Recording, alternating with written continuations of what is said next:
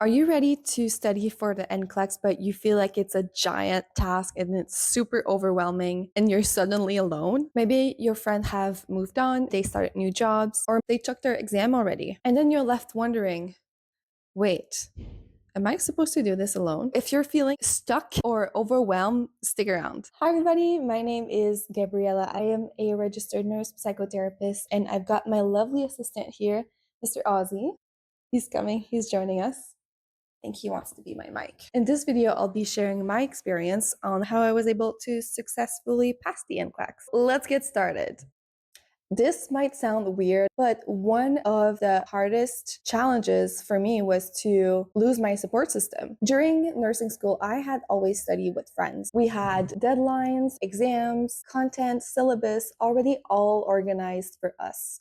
When school ended, that entire system completely changed. Some people were going back to their hometowns, some were starting new job, or were taking the exam at different times during the year. Suddenly, all the systems that I had already established kind of vanished. Oh, that's a cool word.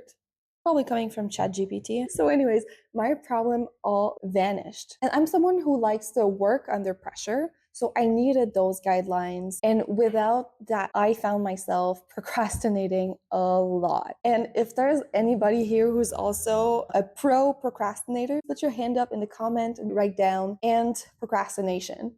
So we can all encourage each other. Don't wait, don't procrastinate for months. If you know that a structured plan is good for you, just do it. Once I had created that system, and you probably want to know what I mean by system, I'll get there, I promise. It just felt like such a relief. I knew where I was going, and it was just making this process so much easier and also more fun. The key word here is system. Right, Ozzy Osbourne? System?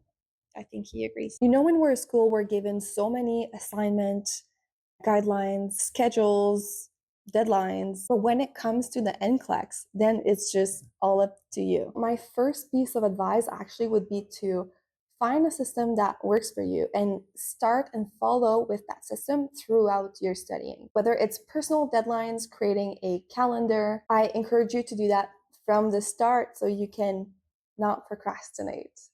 Now I'll tell you a little bit more about how I did.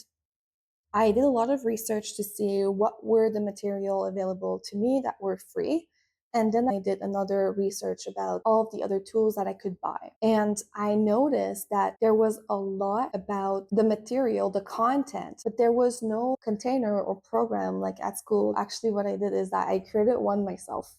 And if you know me, you probably already know that's not super surprising to you.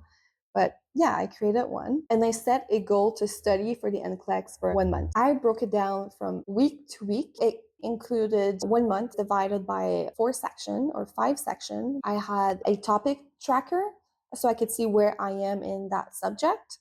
And I also had a monthly planner, and that made it so much more easier. The other thing that I did is also to find a study buddy. We studied together, although our exams were at different times.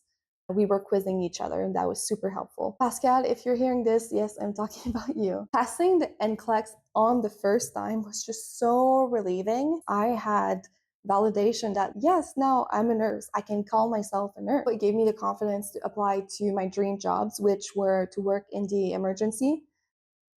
Now, I want you, the one that's watching, to feel that same level of confidence. One of my goals is to support students to pass their NCLEX, but also to help you with the transition that's happening right after from being a student to being a young professional. If this resonated with you, give it a thumbs up. And merci beaucoup. And until next time, keep taking care of yourself and keep seeing those horizons.